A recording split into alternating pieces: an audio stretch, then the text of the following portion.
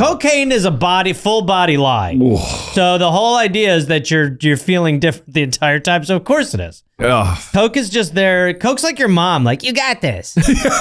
You're going to be great. You can clean your apartment. You'll be fine. They're going to love you. You can go out and have a couple of beers. They're going to love you. You sleep Monday. Everyone's going to love you the way I love you. You're great. This is very funny. Your penis looks big right now. God, your penis is so big from all that cocaine. No, tell the story again. Do it again. Do it again. Cut that guy off. Your story's better. Tell him to stop talking. Get your story out. Don't listen to his story. Cocaine is a terrible egotistical mother who sees you as an extension of her. Yeah. Your penis is huge. Wowie. Cocaine is a horrible... Is it just me? Does your penis get bigger on cocaine? Is a terrible stage mother. You're just flicking a nipple out of your body that pees.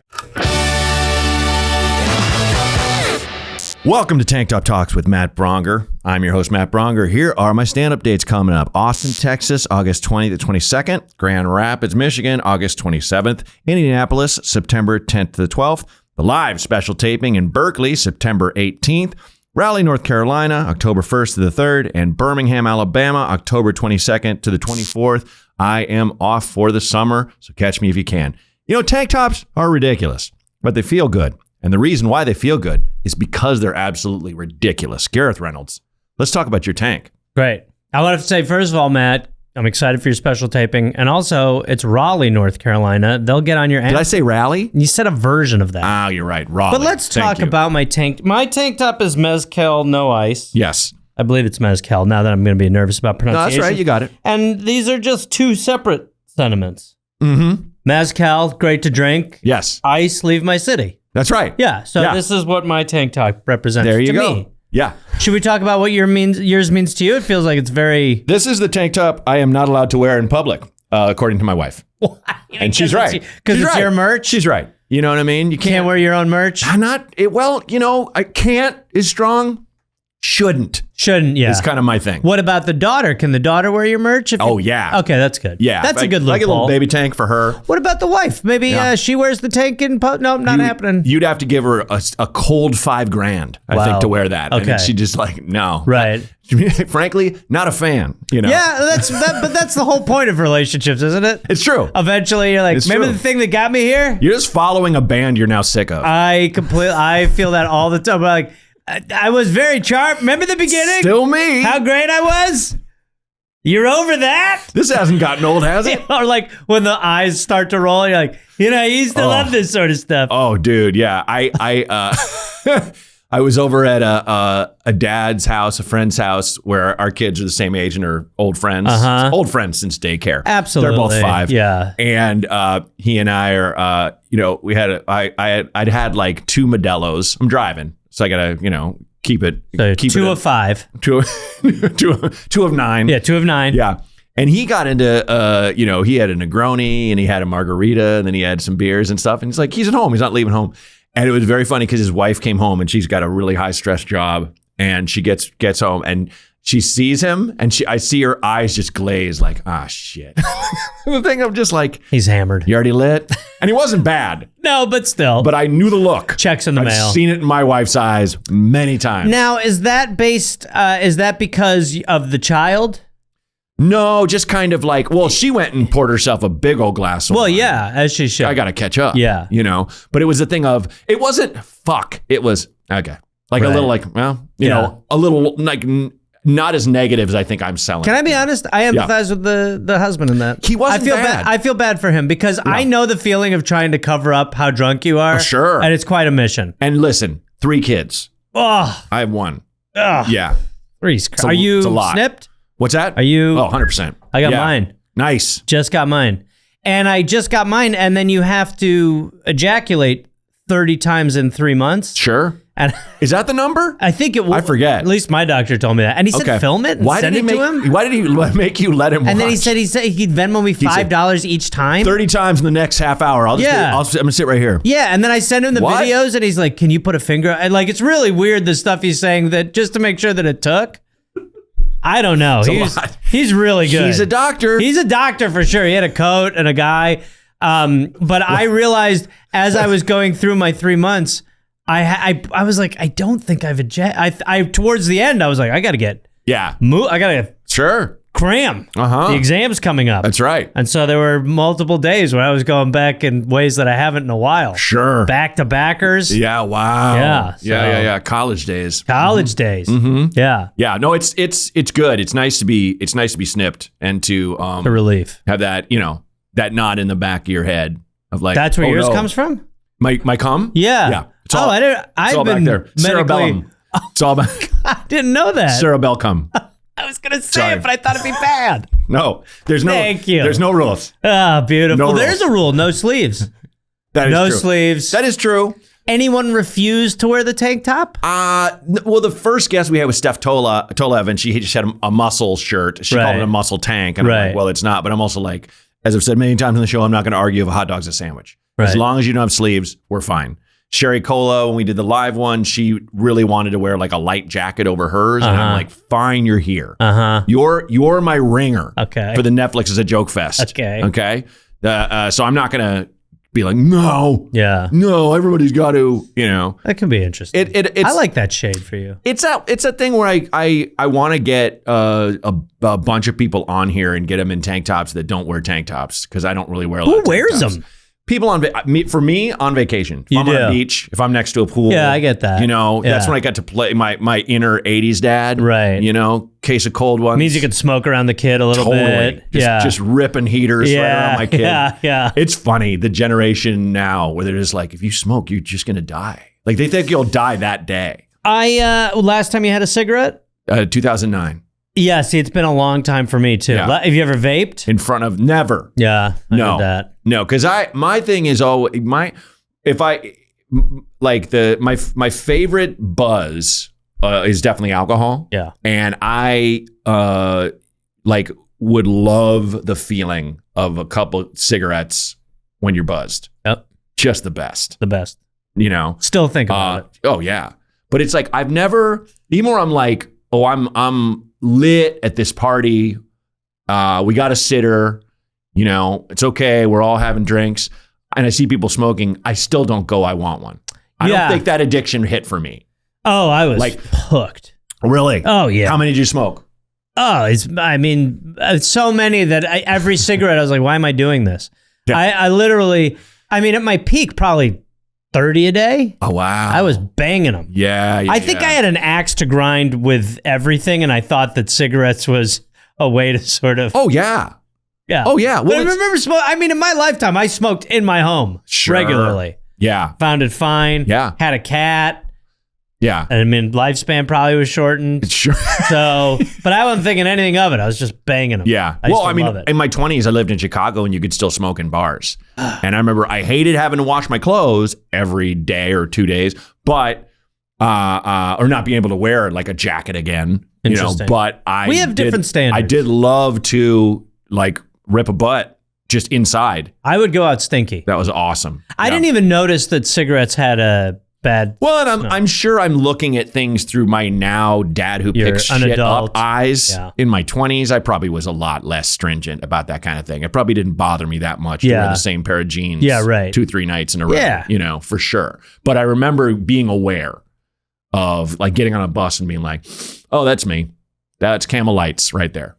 That's Camel Lights. That's a track. Camel Lights. Well, Parliaments too. That's my guy. Marlboro Lights are drug cigarettes. Those are cigarettes. Those are the best for cocaine right there. How good was cocaine? The best. 2009 for you too? No, earlier than that. But I didn't even try coke till I was in my early 30s. What a wild decision. LA. Yeah. Because all through my 20s, I remember there'd be those guys or gals who would just keep going to the bathroom. And I were kind of going, this is... Everyone has diarrhea. Stupid. Everyone hears... You guys all have the trots? Yeah. Everybody? Yeah. What's going on? It wasn't... None of them seemed like they were having fun. Yeah. Whereas in LA, people are doing blow and it seems like they're having a blast. Every now and then I'll get a recollection of something where I'm like, oh yeah, I was at a warehouse party. Oh yeah. And a guy had one of these weird cocaine devices. And the we bullet? Just became the bullet. And we just became buddies. And I did his coke for 4 hours. Yep. And I have no idea who this person is. This person has no idea who I am. Yeah. But what a bond. I remember when the season premiere of Mad TV when I was on it, and I had a sketch that went over huge live that I wrote and starred in. And I'm telling everybody, there's no way they're not. What's the sketch? It was called Iron Discipline Gym. Okay. And this was actually kind of a loose inspiration for kind of the show because it was an actual guy who was at my gym I went to, and he sat at the front and he was in terrible shape. And he would, when you would come in, he'd go, "Oh man, you should work on your tries and your lats." You know? And then fat guy advice. If a girl, it wasn't always fat. He was just like not an advice. Not really take. He'd probably lift a little, but that was it. And be like, "I'm done. I have a light misting of sweat. I'm finished. I'm going to drink 4 protein shakes." Right. You know what I mean? And like when women would come in the door, he would do like not to do the character, but he'd be like, "What's up? How's it going? We can sign you up for a day pass or whatever." But it was like he was literally flexing every muscle in his body. And the joke we did was like Arden came in all dolled up, and Arden's beautiful, Arden Marine. And she's in the front and she's just like, "I don't know." Like not even talking or talking to him, and I'm looking at her nails. "I don't know. Like I feel like I should do more cardio." And he's like mentally begging her to leave. You know?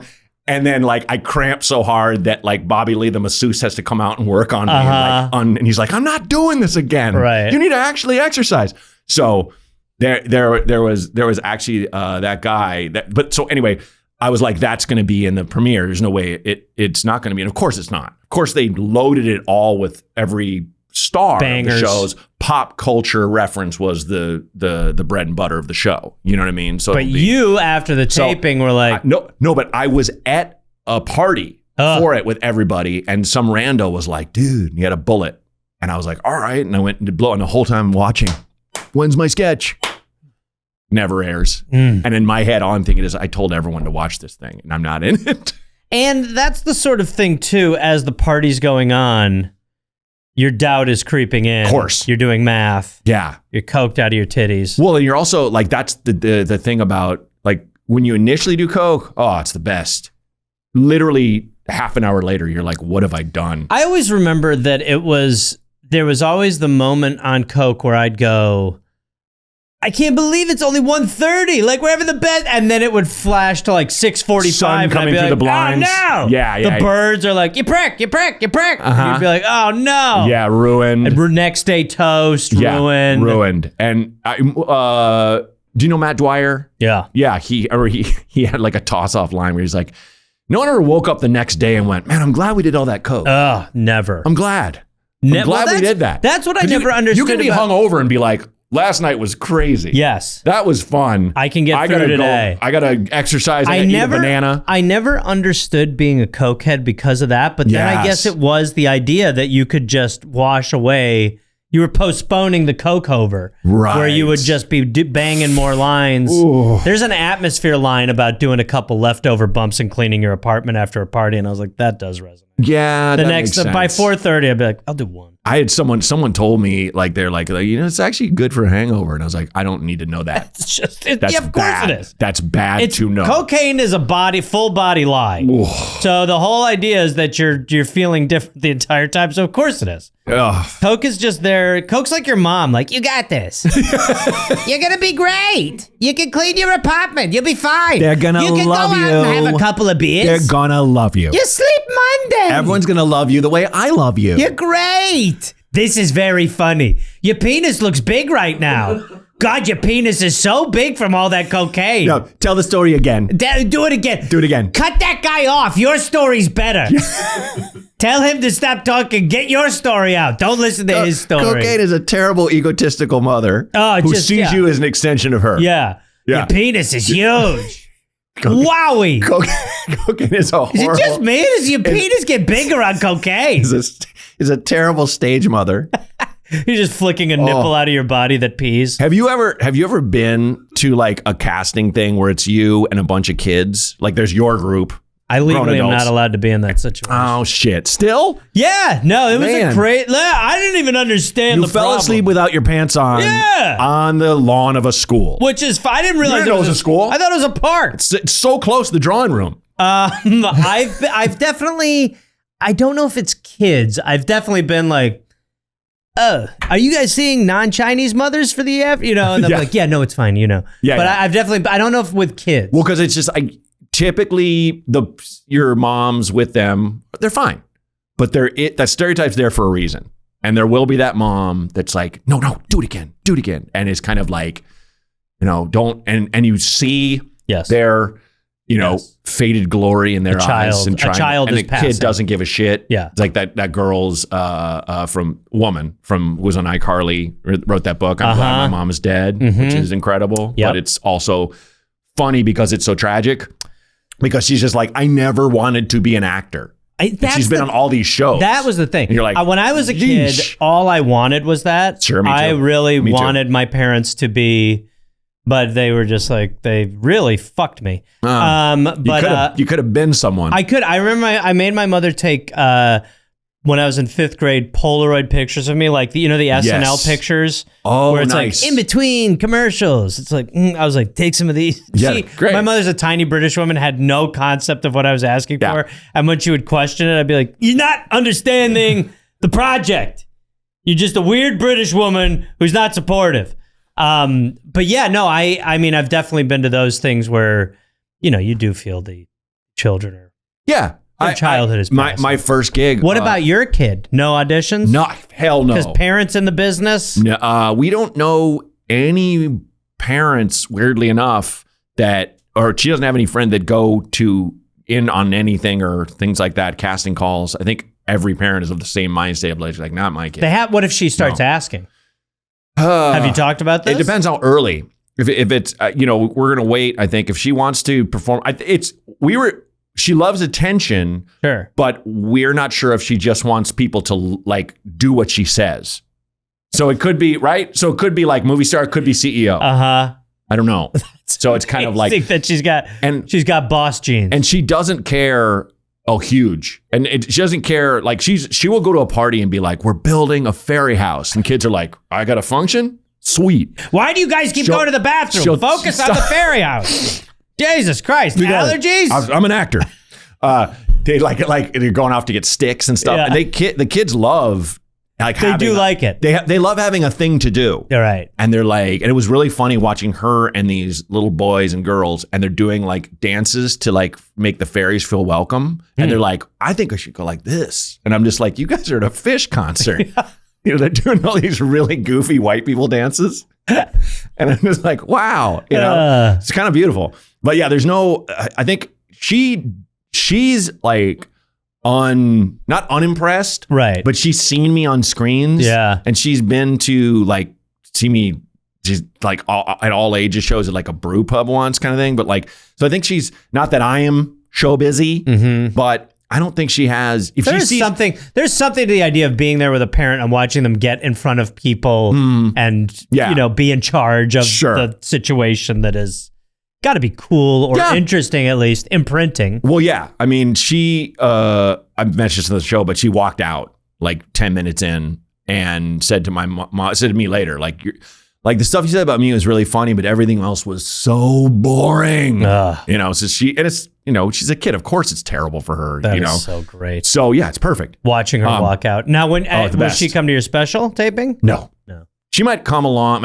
My little family might come with me to Berkeley, right? And just maybe we might spend. You don't do the thing where like, give it up for my dad, Matt Braunger. No, have her on stage. I don't. It's a nice crutch. I don't want her on camera. I don't put her face online. No, I know you do put the rose over. So it's like, and it's because it's not it's not her choice. Even if she was like, put me on there, I'd be like, no. That decision's aging well. There's too many family influencers just putting their kids through the salt mines. There was this whole thing where all these parents, internet families moved to Arizona because California cracked down. On what? Being an internet parent? It's like you can't just put your kid through the motions of all this shit. Oh, wow. You're literally violating child labor laws. So they fine-tuned them. And all of those parents were like, made videos about we're leaving California because I want to stay. This is where my friends are. Shut up. They never admitted that's why they were leaving. Right. They all said it's like they're going to Arizona's weather's traditional great. family values. And it's really good culture-wise. We're moving to Arizona. We love the mix of cultures. It's just great. There's a huge mix of cultures. There's all kinds of whites. And there's every just kind of white person multiple is out varieties, here. and just the appropriation's off the charts. It's really nice. Really and it's a dry heat. I am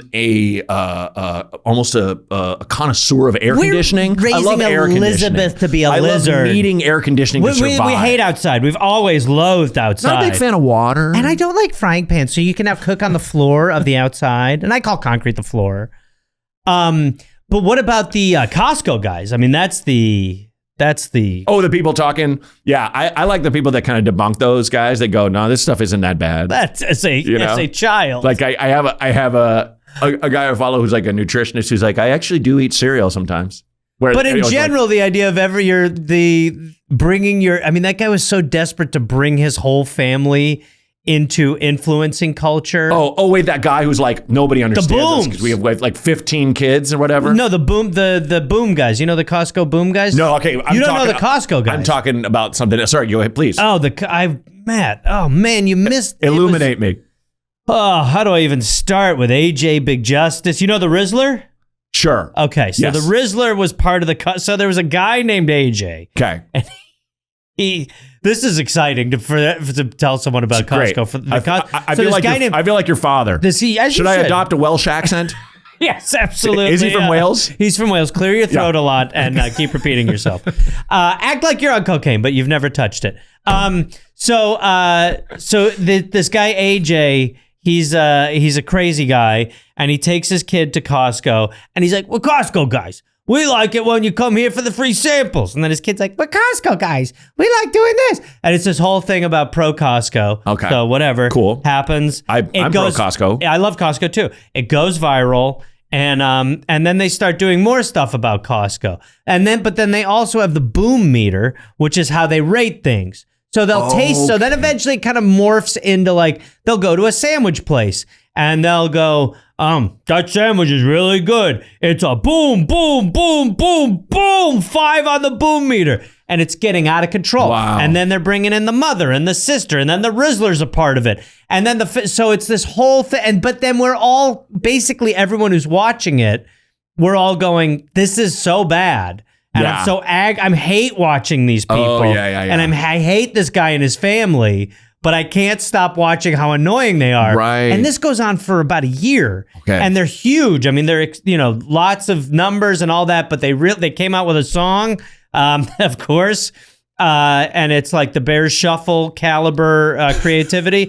And it's a total pile of dog shit. They put out an album, but the whole time you're just sitting here going, this can't last. And then probably in the last 3 to 4 months, they've just vanished. Wow. But I was watching the kid in the family. The point is I was watching the kid and I'm kind of going, this follows you forever. Yeah. And the dads that they released a behind the scenes. Someone filmed the behind the scenes where his kid's like, that's right. And this is 5 booms. It's boom, boom. He's like, when you say boom, you got to say it hard. Like, you're like, oh, fuck. He's giving him notes. No. Yeah. And it was quite a ride. Yeah. I follow this. There's a baby named Big John. And he's good already. He's maybe 2. He's totally bald. His head is roughly this big. And they put him in like man clothes. This is a child who needs medical. And he walks around and like they have him on the patio and it's like Big John's working the bar and he's just handing out White Claws to like the friends and the family. And then he goes away. Wait. They don't tell him to do anything. There's one where they put him in a yellow suit, a bright yellow suit, and he's just on the couch with no shoes on watching TV. And it's like, it's been a long day for Big John. And it's like, listen, all they're doing is filming their kid. They're not necessarily telling him to do anything. I'm not saying this one's okay, but I can't stop watching it because I can't stop looking at this kid. Yeah. My friend. I like that. My friend's son, Julian, his forehead is this big. His head is as big as his body. And he has this long swoop of teen idol blonde hair that ends in curls and a gut. And I'm just like, what? Anytime I'm around, I'm just like, I just want to follow Julian. He can't even talk yet. And he'll just say things to me all in vowels, not talk like he's saying things. That's the best. It's incredible. The belly on a kid is great. Yeah. A kid belly's great. But the best. But when you have little tiny George Wendt Yeah, totally. from Just kind Cheers. of like, that buzzes up my ass. Yeah. May I have apple juice? My wife. This is terrible. But when I see an adolescent or, whatever, and they're just doing these things, it's like you're just filming this kid over and over and over. And who knows who's watching this kid. And also, this kid is always going to be that for the rest of their lives, unless they do, something else. But it's kind of like the problem with the internet, the problem with doing a thing is you're basically doing your Saturday Night Live sketch. Mm-hmm. But that's who you are from then on. You're the boom, boom, boom guy. Ugh. And you're stuck in it. And I mean, they probably disappeared because they're just fried. They're sick of it. Maybe. I think it was a good lesson in, I mean, again, this guy probably made millions of dollars, but at the end of the day, it was like, this was too much. This was crazy. Yeah. I guarantee you he's out there probably trying to reinvent himself. Sure. He's like, what's the next thing? Yeah, he's with Sam's Club guys. We like calamari that's actually pig anus. We're Sam's Club guys, But yeah, he's definitely out there in the lab trying to come up with the next thing. What's the new news? In the desperation of the internet, and I mean, it's sort of what I was talking to Max about briefly before we started, is now that we're all having to sort of go all in online versus the traditional routes of entertainment, it's hard to... My fetish is almost seeing someone do a talk to camera that doesn't hit. Like, I like that more than one that hits. I like being like, nobody cared. Uh-huh. Like if one that hits, I'm like, oh, okay, good for you. But I like when people's aren't hitting. Right. And people are like, we got to figure out as a culture what we're doing. You're like, nobody cares. Nobody cares. Nobody cares. There's a whole, I follow at least 3 people that cut those people off and just talk about something totally different. Have you seen those? Oh, that's crazy. It's the best. Where a guy's like, here's the thing. Women shouldn't have the right to vote. And I'll tell you why. This woman's like, nobody cares. Did you know in 1892, a man, and she just talks about something historical. She doesn't even talk about what a sexist pig that guy is. I'm just like, it's this amazing pivot. That's the best. And I've seen a couple people do it and it doesn't get old. I do love the person who just puts their face on someone else's thing and they're like, you're like, buddy, how? And then you're like, 2 million views. You're like, what is this thing? Rob Hayes and I were just talking about that on another episode we take before this about like, say, what is just all you're doing is pointing and nodding. It's just crazy. I bet it works. Oh, for sure it works. And then I'll be like, oh, this is a great clip. Yeah. Nobody gives a shit. Nobody gives a shit. And then the thing that's stupid, people are like, exactly. Oh, like, yeah. Why is this happening your like toss-off dumb idea blows up bigger than anything you really thought through. It has to be very, because for you, you've worked in both. Like, I remember I don't even know if you remember when we first met, but I remember the first time I met you, I was like, oh shit. I was like, Matt Braunger is fucking hysterical. Oh, thanks. And you worked it traditionally because you've been doing stand-up for so long that you worked in the first version and then are now in this version. Right. And there's just they're both kind of are trash. Yes. But this one feels, I think knowing now, the other one was better. Well, it's bonkers because it's that thing where you want to take down as many barriers as you can and be as inclusive as you can for the sake of the culture and the art and for just as a fan. Yes. I want to hear from all the funny people. Yes. But back when it was like, there's Comedy Central or the highway. Yeah. And then other groups started getting in and Netflix basically threw a fucking fishnet over the whole business recently and did that. And now it's Netflix and YouTube kind of thing. And so you can kind of make your own thing or get,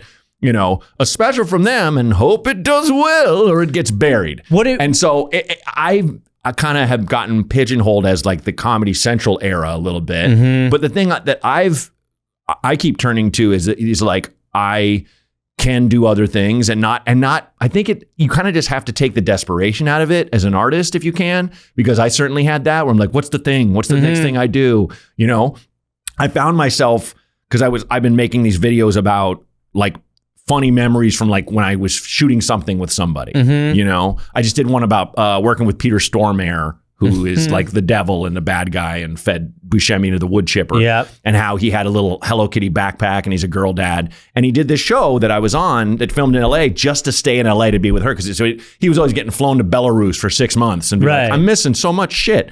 And then when things opened up in 2021, I was like, put me everywhere. And then my wife, after a couple weeks, is like, I'm dying on the weekends with this kid. And I'm like, fuck. And so I scaled back, and it's been awesome. But so I'm looking at my IMDb, and I'm like, wow, 2021 to 2025, there's not a lot there. And I'm like, what are you? Shut up. Yeah. Well, as well as nobody does. Like, yeah, it's like nobody works, you idiot, kind of thing. And so I think if you just kind of make stuff you think is fun or cool, people will come and find you. You don't, the era of, as much as it was cool to get a nice big check for a Comedy Central special, it's also cool to just kind of go, oh, but I want to make my own stuff, and there's no real barriers. It can be daunting. What's your plan with your special? I mean, are you probably YouTube? Yeah. It's I'm doing it with Blonde Medicine, with the label. Those guys are great. I love the stuff they put out, and they want to, I like having a partner. Yeah. I'm not that person that's going to hire a whole crew and shoot it myself. Yeah. I did that and clipped out my last hour, didn't put it out as a special. And it was like, okay, I tried that. That was an experiment. It I don't know if it worked better or worse than if I would have put it out as a special, but it was like, okay, I gave that a shot. And what's next? I always say to people, it's like, we're not teen models. Like, there's people, what? Tough to hear. And I know, especially for you. You're a handsome man, good bone structure. It's tough to hear. Yes, but you're aging just like the rest of us. But Stop talking now. Stop talk. Go ahead. Sorry. But it's like comedy and acting and all that stuff. It's like there's always people of all different ages. Sometimes you got to make your own lane. The thing I struggle with is still working on scripts. That's the hardest thing for me to really stick with. Really? Oh yeah. Interesting. I get really in my head. I'll write. I'll burn through a first draft, and then go back and don't want to change a thing because I'm scared of making it worse. That's and it's so like funny. So dumb. That's actually one of the things that I was saying to someone the other day. Is I mean, this is gonna fuck me. This is like the first act of a movie where like I've never had writer's block until one day, but I really have never actually suffered from that. Like, I've definitely been like, I don't know what I'm doing, or I'm like, this is trash. Yeah, but I will plow through and keep going. Well, do you think I'm gonna go ahead and psychologically evaluate you a little bit? Do you think do your parents know that this is a stereotype? Them being English, very judgmental. Were they? Yes. I'm gonna guess. Okay, yes. With respect, both of them to the Duke and the Duchess. Yes. But I think you probably flip-flopped out of that, and sure, you judge yourself, but not too harshly, because I feel like listening to you on the Dollop, I'd met you, but I remember just listening to you on the Dollop, and I've told you guys this, where I've like been the Reagan one and the Steven Seagal one. Reagan ones. Our two best presidents. I miss Steven Seagal as a president. He was president of the 80s and early 90s. I was driving and wiping laughing tears, and I almost ran into a car. I was laughing so hard. Yeah. And mostly because of the shit you just interject. Well, the thing with Reagan and Nancy Reagan as the blowjob queen. She made Spiro Agnew's glasses fly off his head. And Reagan not wanting to take, like, they just ignore it. Reverse questions. He's like, I'd like to hear from my bowling trophies. That line. Well, it was really, there's something really nice because people will say, like, there's that picture of Elon when he's on the boat and he's big and fat and gross. And like, I have no problem being like, look at this fat turd. And people are like, hey man, I don't agree with everything he's doing, but come on, I'm like, no, I'm going to fat shame people who are ruining everything. Yeah. So Reagan being. Well, it's also like fat shaming Trump. Yeah. He literally calls people fat pigs. Yeah. He's a fat and he's fucking so pig. Gross. Yeah. He's so gross. Yes. And I hate him so much that I should be allowed to be like, imagine how fucking weird his body is when it doesn't have orange paint on it. Right. But that's the thing with Reagan. Reagan had Alzheimer's. And anyone else who suffers from any sort of dementia, it's like, oh my God, what a nightmare, what a tragedy. Sure. Reagan, it's time to make him think he's talking to bowling trophies in his office. Let's have a little fun. Well, it's almost like finally we can do our Alzheimer's jokes. Well, he had this like shitty Darth Vader turn where he started one of the first actors unions and then was like, oh, you'll just give me money if I say anything? Yeah. I'll run for office. Yeah, and he was like, get the chimp to smoke. Yeah. And I was like, sir? He's like, shut the fuck up. Oh, the grape pickers are striking. Yeah. For healthy wages and not getting worked to death. I'm going to eat grapes on a live newscast. Yeah. Like, you motherfucker. Yeah. A piece of shit. But no, I think the childhood did result in. I think maybe you're right that my parents being polite and everything made me like a cokehead with just I won't shut the fuck up. I mean, maybe I don't mind stepping on. I did improv. I haven't done improv like on a stage in years. And then the past few months I've done a couple shows. And the last one I did, I like messaged the guy. I was like, hey, I hope I didn't get out there too much or overdo it. And he didn't hit me with you got nothing to worry about. It was kind of one of those ones where he was like, hey man, no, it was great. Come back. And I was like, that's not I would have loved it was the right amount. I didn't get the right amount. I was like, I was out there too much. Like, now we're on my journey. Oh yeah. Yeah. Well, and also, I don't know. It's hard to tell with improv where sometimes it's like, it's the thing of like, the rule is don't go for the joke. Yes. But everyone's going for the joke. Yes. And someone gets mad at you when you're going for the joke. Yes. I mean, you're probably doing well. Well, who knows? Probably hitting with the audience. Do you ever do improv? You do? Oh, yeah. I started out in Chicago. I did improv before I did stand-up. Where I.O.? I.O. and The Annoyance. I did a show that I wrote with a bunch of guys at the Black Box Theater at Second City, but I never did any Second City classes or like shows with them. I came pretty close to getting the tour co with Second City, but didn't make it. I was like in the finalists. Yeah, right. But I remember doing, and this is back when in those days in Chicago, you just like improv and stand up, they all hated Hatfields and McCoys. They hated each other. Still kind of do, but it's more like coexistence, especially in Chicago. But in Chicago, it was just like the purists. So when I started doing, I'd been kicked off my improv team for I took That's a denial, by the way. They're not allowed to do that. Yeah, they no-butted me. Yeah, that's fucking bullshit. I took level 5 with Del Close months before he died. So I studied under Yoda, you understand? Wow. And then they added a level 6 when I was already on a team.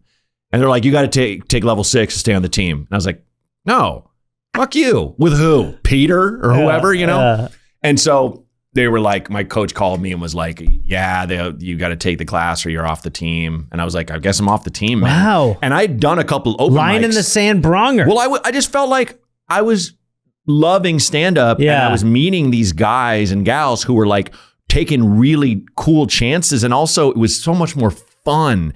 And the thing about the improv scene, it was like everybody had their eyes on the prize, which was main stage and then SNL or Mad TV. Everybody was like, and to a man or woman, the moment you were about to leave and go to New York or LA, they would offer you tour co, or they would offer you, or say, stick around a year, you can get main stage. And it's just like, stop. Just train other people to be that good. Like, come on. Yeah. And so there are people that just didn't leave Chicago, and that's fine.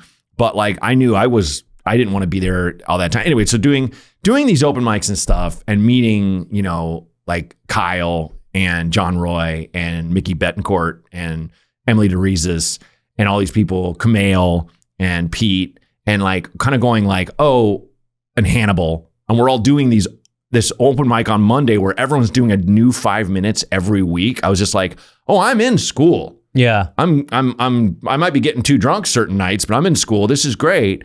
And the improv groups, it was this thing of, it was very culty. Whereas nobody gave a shit about stand-up back then. That's so interesting and true. The difference is improv is culty, and then stand-up is, and it's different. Yeah. And I'm sure it's different back then, but stand-up becomes so selfish. Oh, yeah. It's so independent. Yes. That it's like, that was the thing that when I would watch improv shows, I thought this is the greatest thing ever. Sure. And I was doing it. And I would be watching people who I thought were brilliant, making shit up. Yes. For 13 people. And then I'd go see a friend of mine do stand-up for 300, and I'd be like, this is hackier to me. Right. But it's murdering. Yes. And so I eventually was like, fuck, I'm going to jump ship. Well, I saw the thing of people that were doing stand up, like Dwayne Kennedy was like our god back then. And it was like, he was doing sets that were as good as these improv groups where I was like, these guys are wizards. Yeah. They're throwing fireballs at each other across the stage. And I remember like there's this like improv team versus improv team. Each would do a set and the audience would vote. And it was like a midnight show. And I remember my team, the Shawning, because we had 3 Shawns and a Dishon. Sure. We took on Mick Napier's handpicked team, and Mick is legend. Right? Mick is incredible, and they killed us. But they all were like, "You guys did great." And so it was that thing of like, "Oh, yeah, I went a couple rounds with Tyson." Yeah. You know what I mean? We knew we'd lose. Yeah. But it was, I mean, I'd see these people do alchemy, but then I'd see like Dwayne or somebody, or I'd see Kumail share a thought he had that day that would destroy. And it was I was getting the good and the good, which was cool, you know? Yeah, I mean that's really how, you know, I write stand-up now, is like, go, you know, obvious. I mean, sometimes you write it out before, but then you go out there and you have a different experience as you're doing it, very improv, and then you're taking your, I mean, but that's also with the writer's block you're talking about. I would think for you, probably easier to just, you know, I mean, that's the stand-up part of it, where you just kind of go out there and you're like, fuck it, let's see what happens. Yeah. Bombs, whatever, hits, whatever. I'll have a feeling or a thought that I think is kind of funny, and then I'll mostly write it on stage. I'll mostly listen back. And then, and kind of go, okay, what's this? And, you know, I took mushrooms the other night and I went to bed tripping way harder than expected. Yeah. And I was writing a lot of stand-up. Oh. And I mean, I did the thing. This is 3 nights ago. And then I'm checking the files and I'm going like, it's just really, what the fuck is what's this? Going on, pal? The Brian Posehn bit. You know that bit? No. Where he's like, the problem with getting high and being with funny friends is you'll something you say will make everyone laugh so hard and you'll write it down the next day. You don't even know what the fuck it is. Yeah. It's like, I woke up and I had this bar napkin. I called my friends. I'm like, the fuck is monkey chicken? And my friend's like, I don't know, man, but we were crying. Yeah. And nobody knows. Yeah. You'll write down these thoughts and it's like, no, that was when we were aliens on another planet. Yeah. This will not play. My mushroom bits were so like about gratitude, but this is a funny way to express gratitude. I'm like, buddy, you've been to the Funny Bone. Yeah. You think it's going to work? Nobody gives a shit about you gratitude. Loser. Yeah. Gratitude's for you. Real quick, it'll be in the thing where you're like, I wrote that on mushrooms. Okay, what's next? Oh, yeah. Sorry. Uber. My heart was full of love. Yeah, sorry. Sorry, we're all interconnected. I know, we just nobody. Need to recognize I don't want to be to here. Save civilization. You're not sure if you want to be here. Anyway, I'm from Milwaukee. So, I have a weird dick. Yeah. Whatever you want to do. Whatever the thing is. It's a good one. You know? But I remember being in the Chicago Comedy Festival. I'm going to use that. I went up on, I got called, there was this show where the last night of the fest, we just packed the, Zany's, tiniest club ever, packed it out. Crazy. And all the comics are there because they're just going to call you up at random. And they're like, going up first, local guy, Matt Braunger. And I'm like, holy shit. And I went up there and I like had a good set, but I went a little long, but it was like, I had all this, kind of well thought out bits I try to do. And then the host comes up and he's like, give it up, Kevin James. Kevin James runs up and is like, man, you guys party. Last night I passed out doing a shot. And he mimed it, went, Chicago. And he landed flat on his back. Didn't put his arms down. It killed so hard. It was the sight of a giant man going boom and making shit on stage jump because he just fell on his back. Yeah. Like a perfect like stuntman fall. And I was like, oh, you can just fall down in a funny way. Yeah. But it was like also like, wow, what a fucking lesson. I'm definitely overthinking things. Yeah. Not that I'm going to do slapstick, but it was like, it was just one of those moments. And it was undeniably funny. Yeah. The way he fell, like the face he made, like, drunk. What did you land on as far, like, cause I wouldn't even know how to frame your style of it. How do you pursue it in the broader sense? Really? The Braunger broader. What was my angle? When you write now, what do you kind of landed on? How do you? It's weird. It's more stuff that just, a lot of my stuff is story based. And so I was just remembering this time, and I used to tell the story about how I had to kick these 2 guys out and there was no security. And these guys wouldn't shut the fuck up. And so this elderly bartender, he had to be 80, kicked him out. But he got him out so fast. And after the show, I was like, hey, I was like, I want to have a beer with you. And he's like, oh, I'll have a beer. And I was like, I'm so sorry you had to do that. And this was the old version of the joke where he's like, true story. He's like, oh, if they didn't leave, it's no problem. I got concealed carry. I was like, what the fuck? You can't murder them. Like that's, don't worry. So glad I got a bag of lime in my pickup. Yeah. But like, and I was like, it's a joke, but it's also dark. Yeah. But then the thing I was thinking about that I remembered and I said on stage is that the way he got them out of their seats, he's like a little wiry old man, definitely a veteran. But the way he got them out of their seats is he put his little hand on their ass. He went, all right, guys, got to go. And I saw him go like the grip. Yeah. They jumped up like they'd been electrocuted. And then he kind of softly patted their asses to get them out. And it's like, if you're that old, you're not going to swing on the guy. Like, you can't hit him. But there's nothing. He almost knew, like, let me use their homophobia against them. That is great. I'm just going to touch what a superpower. With my gnarled hand. Just going to put right in your ass. Come on. Fucking stop. There you go. They kept like hip jumping as they got. It's going to get worse. And he's not moving fast at all, but they are. But they are. And there's no one coming to the rescue. Yeah. You know what I mean? Yeah. I mean, they were kind of laughing while he was headed over. And then he grabbed their asses. So you do. So like the jokes are now like story shorter. It's more of an act out with that and kind of the brilliance of that guy's thought process. I know how I'm not going to go get out of here. It's going to look silly, but if I touch your nethers, finger up the ass. Yeah. And then for your special, are you sick of your material yet? Oh yeah. Yeah. I was going to shoot it in in May, and we had the shoot night on the same night as Berkeley grad night. And so tickets got to a certain point that would have been okay, but not great, not all the way sold out. And we couldn't add a second show. And so it was like, and I was like, oh, it's fucking grad night. Locals reach out. They're like, I don't know why you chose that night. And I'm like, damn it. So we moved it.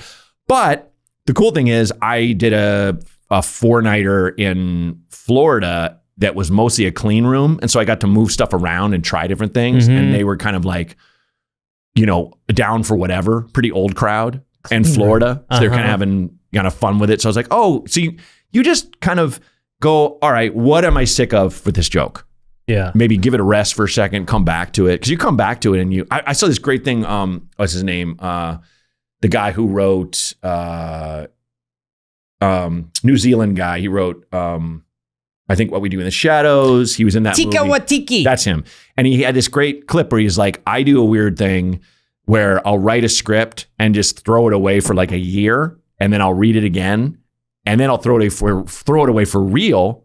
And then I'll rewrite the whole thing from memory. This is the luxury of a man who has so much money. 100%. He could just be like, he just sounds like, he was absolute dog shit.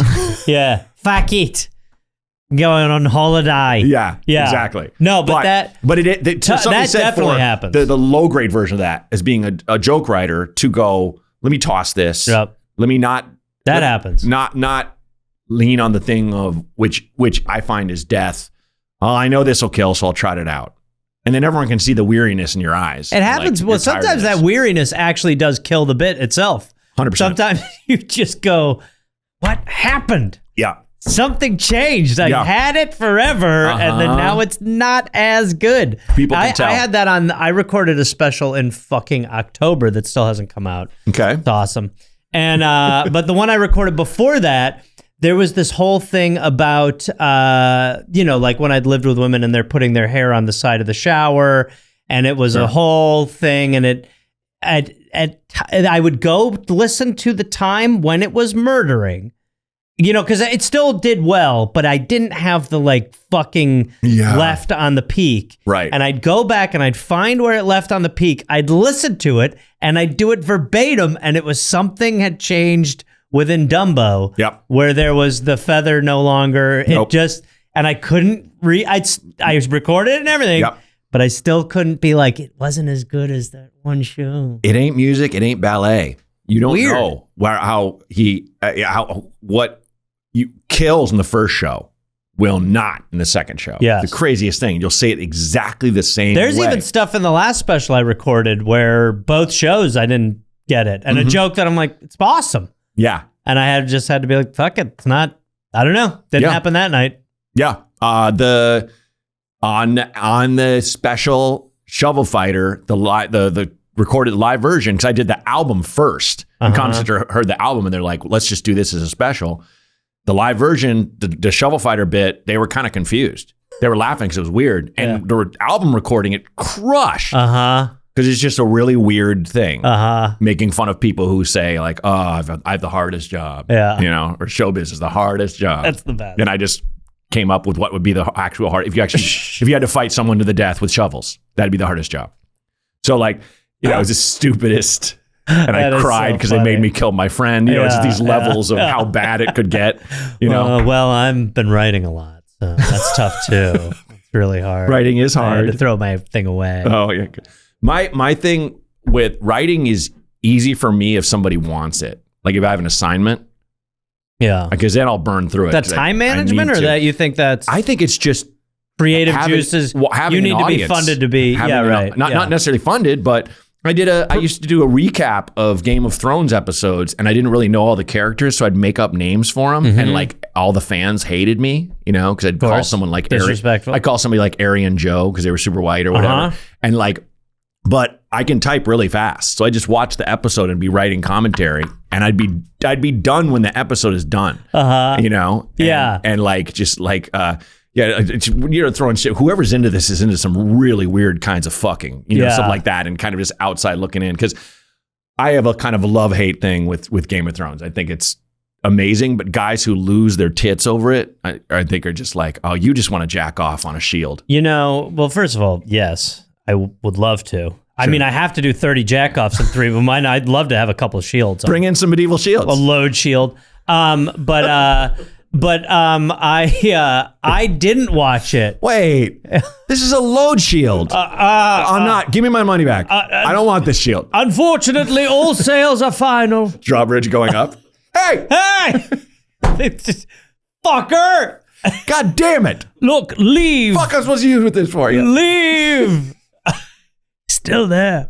I didn't watch Game of Thrones because I objected to its popularity. Oh, sure. I was in a writer. The one writer's room I was in, I was just like, I'm not going to do this because I don't fucking care for the Monday morning. It felt like people were like, oh, he's not part. And I was like, yeah, fuck you, fucking losers. Then, eventually my girlfriend was pushing it on me. Okay. And I was like, okay. And then I was like the guy who was going to those people and be like, this is an incredible show. Yeah. Dumb shit. But I did a show in Santa Fe or Albuquerque. Okay. 3 months ago. Yeah. Crowd working because I'm a hacky piece of shit. And I start talking to this guy. His wife's not there. You know, it goes into why is your wife not there? She runs the George R.R. Martin Theater in Santa Fe. Wow. And I'm going, whoa, this is all right. And then I'm like, well, now I'm one person away from George R.R. Martin. So I've been leveraging that to get a show at the Santa Fe George R.R. Martin Theater. Yeah. And like a little loser on the email, they're like, what are the odds that George is there? And they're like, well, we're not going to guarantee. We can give you a signed copy of the book. And I'm like, I'd love it if George were there. It'd be great to meet him, even though I just watched the show 6 months ago. Put your agent to the test. I have. This is part of the contract. He's got to be there. Did you know Al Samuels at all? Chicago guy? No. He's the guy. I have a bit on Big Dumb Animal where there's in The Girl with the Dragon Tattoo. Mm-hmm. After that horrific rape scene where that man, and it's silent in the theater, he leans over and goes, I'm sorry, is this We Bought a Zoo? Like, he's so fucking funny. He's one of those Chicago guys. He's so fast. It's the greatest pick of a movie. He's so good. There's a legendary story where like him and a bunch of these improv guys were like after a show and they're like fucking dead. They just been doing all these shows. And I think like TJ Jagodowski or somebody was like, I don't know about you guys. I'm ready to party. You guys party? Al, you party? And he wakes Al up. Al wakes up and goes, I love to party. And just goes right back to sleep. It's like he's got this fucking program to yes and even unconscious. So funny. But what he does now We Bought a Zoo. Dude. Is a phenomenal. He made me laugh. I'm laughing so hard and people are like, she was raped. Are you out of your mind? And I'm sorry. Do they get a zoo now? He just came in the fucking theater. I'm sorry. It's the I'm sorry killed me like a stranger. I'm sorry. But he makes musical parodies of stuff. Like he did Game of Thrones, the musical, and it did Edinburgh. It was a smash, and it tours. And they have rotating people in the cast. And they did a test run at the UCB in LA, and I was the Hound.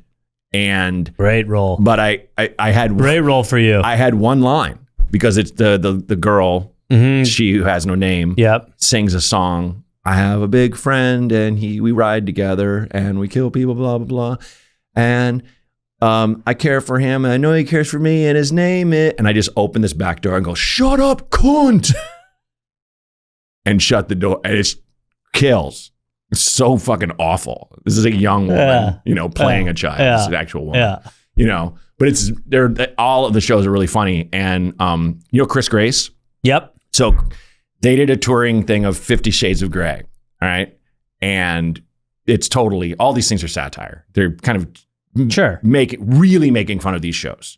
It's for the fans, but the fans have to have a sense of humor. Right. 50 Shades of Grey, certain areas, Long Island, New Jersey, they did not find it funny. They were coming out as fans. Oh, they did a musical version? I'm going. Oh, God.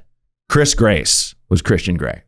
You know Chris Grace? Yeah. Large Asian man. Yeah. He comes out on stage in a suit and just goes, I'm Christian Grey. To this woman, women are like, boo! No! No, you're not. No, you're not. He's a hot white guy. No. So it's shit like that. Yeah, right. It's like, let's cast Chris Grace, who's like handsome man. Yeah. A talented guy, funny, good singer, good actor, but like doesn't look like the guy from the movie. Yeah. The guy described in the book. So anyway, that's out. But like it's so Game of Thrones is so rife for parody. Yes. Because it's so up its own ass. Oh yeah. It's insane.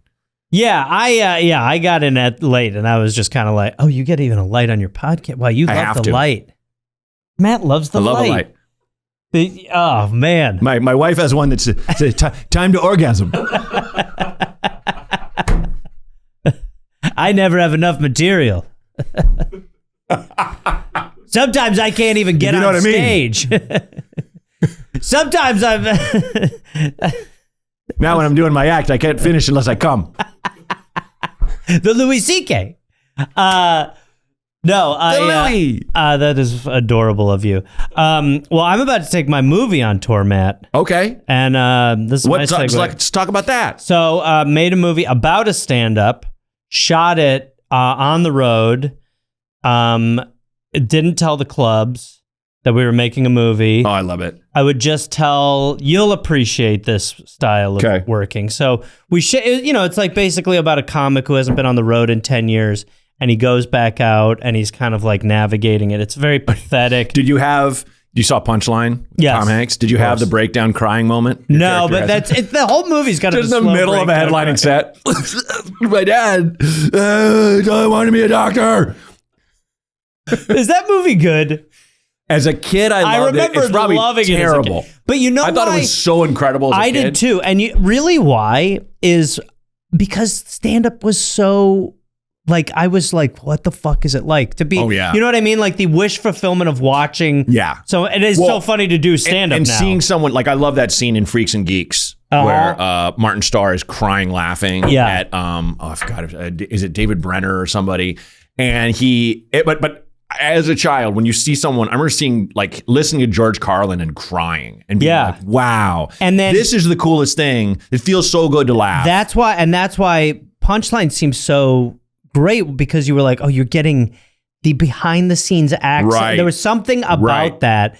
And not to say that this movie is inspired by Punchline, but that was the idea. It was like, it was enjoyable to watch, stand up. So the movie is basically about this guy going on the road for the first time in 10 years because his podcast falls apart and he's doing stand up for the first time and he's navigating the algorithm. All the shit we were saying is a fucking nightmare. Right. And, we're now taking it on tour, which is funny. But we would like shoot in a club, and I would not tell the club, hey, we're shooting a movie. Do you mind if I shoot a thing? Because Sure. they're going to be, well, let me see what the GM thinks. So I would just say we're shooting a quick little thing for my social media where, I pass out on stage, so don't even worry about it. And then I tell the audience, hey, I'm going to pass it like 3/4 of the way through it. I'd be like, I'm going to pass out on stage real quick for a genius. thing. Wow. And if you guys could just sort of gasp or nobody laugh. Like we did some stuff, and it's so hard for an audience with me on stage to not laugh. But we would do stuff where it was like, and we would fabricate a bombing. And I mean, man, it really did translate into severe, uncomfortable moments in the thing. Cool. But if people want to see it, they can go to giveitupfilm.com. Okay. Because we're taking it on tour. But so much shooting in clubs and just stealing everything. That's interesting. Yeah. And like the thing is, clubs, to their credit, are so cool about shooting. Oh, yeah. They let us film. Well, now, too, it's sort of like... Because everybody's got to clip their stuff out. They have to. Yeah, that helps them. And they'll have cameras and they'll be like, hey, we'll film all your stuff if you like do a couple collab Then 3 days clips. later, you're emailing the guy. You're like, buddy, are you still there? And that guy's like, why is this guy ignoring me? Yeah. Oh, I forgot to attach the hard drive. Sorry, man. We'll get you we'll get you in a year when you come back. Yeah. That's just your weird relationship with that guy. You're like, cool, thank you. I will say that's better than when podcasts first came on the scene. Every club was like, well, we should do our own podcast. And they would just ask some local who's done 3 open mics. I had a kid, and it was literally the places are still doing that. It was literally like, so why you like comedy? And you're like, yeah. You're like, what are we doing, man? And I'm trying to goose him. I'm trying to be like, hey man, loosen up. And then I remember the comic and the club, they wrote me an email together, or wrote my manager. They were like, why hasn't he posted the episode? I'm like, I'm doing you a favor. Bury that. Burn it.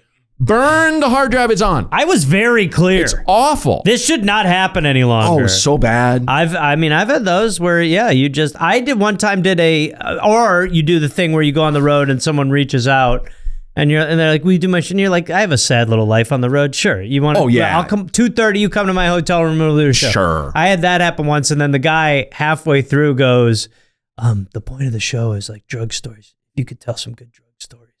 And I was like, halfway through the show? Holy fuck. I was like, this is brutal. And then so I'm like, one time I did acid in a pool. That was wild. And he was like, yeah, we've all done that. And I'm like, this fuck. Absolutely shitting the bed. I wish I had the light.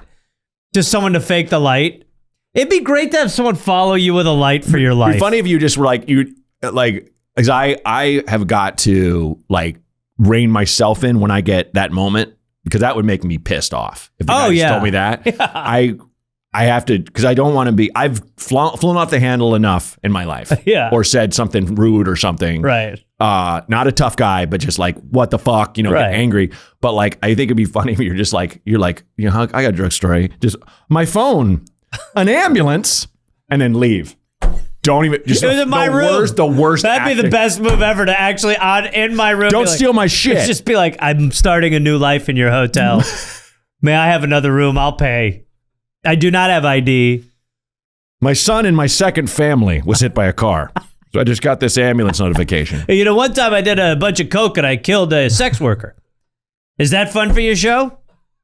Are you having a good podcast? I gotta close my DMs. This is crazy. This is a nightmare I'm in right now. Do you have anything else you'd like to plug? You can listen to the Dollop, or We're Here to Help. You can go to GarethReynolds.com for tour dates. I'll be all over in September touring. We live in hell. Good. And I will say it's funny. I did reach out when you guys stole my podcast idea, when I had and completely inadvertent, hilariously so. And it was right when I'd done 100 episodes and I was kind of at the end of my rope with it, because I had one producer who couldn't really do a lot to get calls in, and it was just relying on my social media. Little background. I had a podcast called This Might Help. It was just me taking advice. And then you and Jake have We're Here to Help. I did not know about your show. I know. It's just so funny. You know I didn't, because I would have probably changed the name more. I knew you didn't. Of course. But it's so... like I thought of the most brilliant idea. Well, I will say, but I'm so much happier doing this one. I will say the key to that show is good calls. Absolutely. If you can't source and get that. When I had fans who felt bad for me, so they'd call in more than once, and I was like, okay, this isn't. We already talked about that is the key. Thing. The key is to have people nonstop. And you got to have something drumming it up. We have to be on, this show is just me and Max. I don't have a network or a studio. You need a studio for that kind of show. I will say there is a price tag on the good calls coming in constantly. Of course. But no, and then tour. What are you taking a break after you're done with your special? No. I'm taking the break now. I just did like 6 nights in Florida, and then I always take the meat of the summer off. So I take all of July, and then when you're recording. No, just like for stand up in general. Yeah, but when are you recording? September. Oh, so okay. So you got I've got a couple weekends in August before I go to Berkeley. Good so I can. Yeah. So you're on the road all summer? No, I've had my first break in fucking forever. Nice. And became a human, and now I go out on the road again with the movie in August, and then stand up in September, and then bullshit. Wild pitch. I think you should do mushroom only sets. I'll tell you the night what. before, just write a new hour. Blast in on shrooms. There's something to be like stand up in the mushroom or something like that. Yeah. But I mean, it is very quickly. Then I'll let you finish your podcast. But great. It is. Let's see what some of these are real quick. You got them. Nice. Yeah. It's like, when you get a part on a show and you're like thankful to be there, that's how we should be about Earth. All right. It's just I walked into a restaurant and there was like a kids party. This one I can't even make heads or tails. This is crazy. Okay, come on. I'm gonna end it. There's a kids party. What happened? No. This is the one I'll end on. All okay? right, fair. I hate conspiracies. Everyone's got a conspiracy. But have you seen the shot of Earth from way above and all the bodies of hikers look like Hulk Hogan's mustache? Come on. Gold. I don't know what it means. I don't either. Is that true? No. Were you looking at a picture of the Earth from space? No, I was thinking that looks like how someone will be like, I have one conspiracy theory that I believe in, and it's the craziest thing. But it's horrendous writing. I like the idea of conspiracy theories that make, like, you're just making your own ones that make no sense. Because you might as fucking well. Yes. Now that people are like, sunscreen, we've See, never needed it. That one's rocked my Welsh body. The sunscreen one, I've been like, can we get a definitive answer right now? We need sunscreen. I believe so. We need sunscreen. I believe so. Yeah, absolutely. Anyway, this has been Tank Top. Oh, sorry. So this is Tank Top Boys. So check Gareth out on tour. Go see his movie. Give it up. Thanks for being on the show, man. Thank you, Matt. Absolutely. Pleasure. I'm going to steal this one. I like this one. Good. Take it. I'll have this one too.